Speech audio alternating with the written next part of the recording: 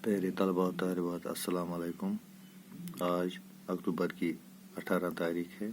मैं गुलाम मीर आपको 7वीं जमात की उर्दू किताब में एक सबक है जिसका उन्वान है साइंस और जंग, उसको पढ़ाने जा रहा हूँ। साइंस और जंग तो ये सबक है, लिहाजा आप सभी बच्चे मेरी तरफ गौर से सुनो। तो चलो हम शुरू करते हैं। प्यारे बच्चों, जंग जो होती है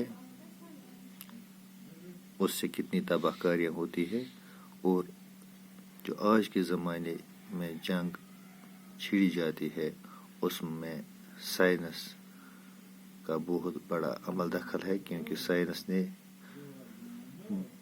ऐसे मुहलिक हथियार ईजाद किए हैं जिससे बहुत बड़ी तबाही फैल सकती है। तो लिहाजा इसी मौजू पर हम आज इस सबक में हम जानकारी हासिल करेंगे। पहले ज़माने में जंग में मुखालिफ फौजों की जिस्मानी ताकत और फुर्ती का मुकाबला होता था। उनके हथियार भी पुराने तर्ज के और सीधे साधे होते थे।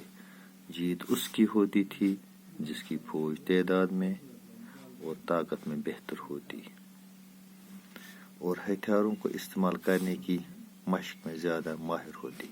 लेकिन आज की जंग जिस्मानी ताकत और बहादुरी से नहीं जीती जाती, बल्कि साइंस के ईजाद किए हुए हथियारों पर मुनहसर होती है।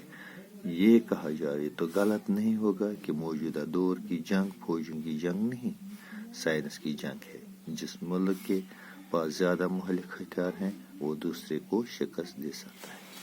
तो प्यारे बच्चों, पहले ज़माने में माजी में जो जंग में मुखालिफ फौज की जिस्मानी ताकत और फुर्ती का मुकाबला होता था, तो माजी में जो जंग होती थी तो उसमें मुखालिफ जो दुश्मन फौज होती है उसकी जिस्मानी ताकत और फुर्ती, जो उसकी तेजी का मुकाबला होता था। जिसके पास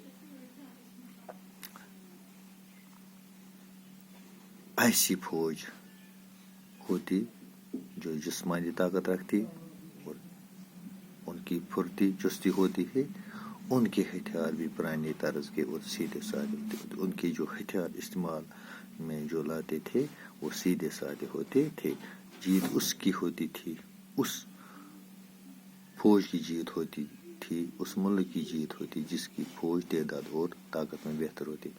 तो उसी की जीत होती जिसकी तादाद बहुत ज़्यादा होती थी और जिनकी ताकत बेहतर होती और हथियारों को इस्तेमाल करने की मशक में ज़्यादा माहिर।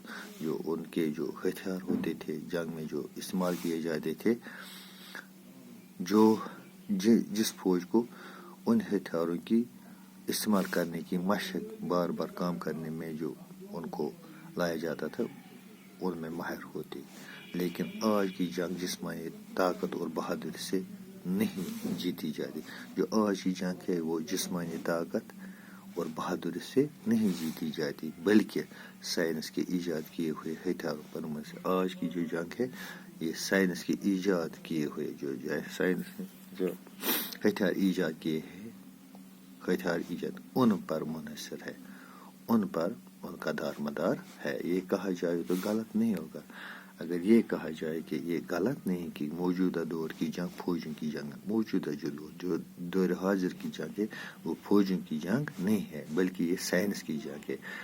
जिस मुल्क के पास साइंस के जो नए नए जदीद हथियार होंगे वही जंग जीतता है। जिस मुल्क के पास ज़्यादा मुहलिक हथियार है, जिस मुल्क के पास ज़्यादा हलाक करने वाले हथियार होंगे वो दूसरे को शिकस्त दे सकता है। वही मुल्क दूसरे मुल्क की फौज को शिकस्त दे सकता है। तो आज इतना ही, शुक्रिया।